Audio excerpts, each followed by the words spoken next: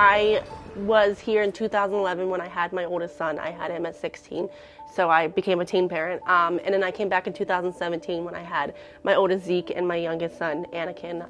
You know, I dropped out and I was just like, I don't like school, and so I didn't really have a good relationship with the schools when my kids started, but it felt like my kid was being bullied. So I was like, kind of like, hey, like, you're being rude to my kid, I'm gonna be rude to you. So it wasn't like, I didn't really advocate correctly. Katie was just one of the classic families she was a single mom, 2 boys with high needs.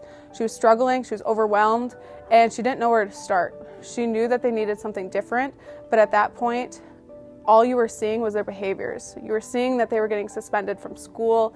I think Zeke had gotten suspended numerous times, elopement from school, destroying classrooms 2 or 3 times a day.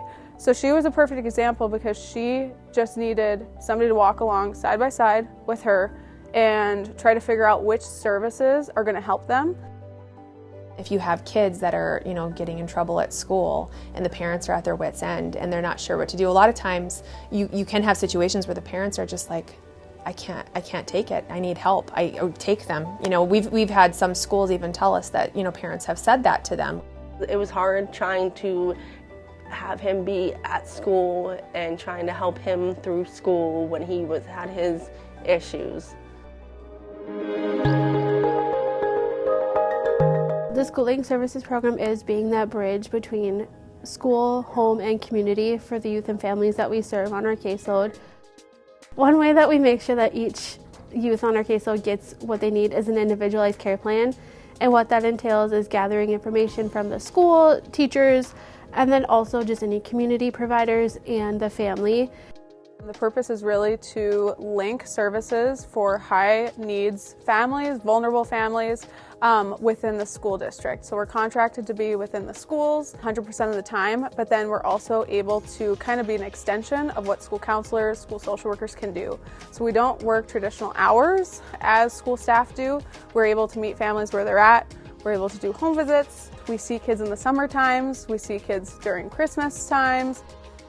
I think about when I first started the program back in 2019 with Katie being my first family, one of my elementary schools that I was working in, we had 3 classrooms that were wild because you have 2 kids in each of those classrooms that are out of control behaviorally, struggling with mental health difficulties. And we realized that with time, with our service, that if we can stabilize just 1 or 2 kids across those classrooms, the whole school just kind of takes a breath. It does make a difference. As a mother, as a young mother, and being younger than a lot of these other parents with a 14-year-old or a 10-year-old, it's kind of like I feel like no one listens to me. So now I get more listened to because of Maddie. And now he's in 7th grade and he's thriving. Maddie has done wonderful things. She does wonderful things for everybody.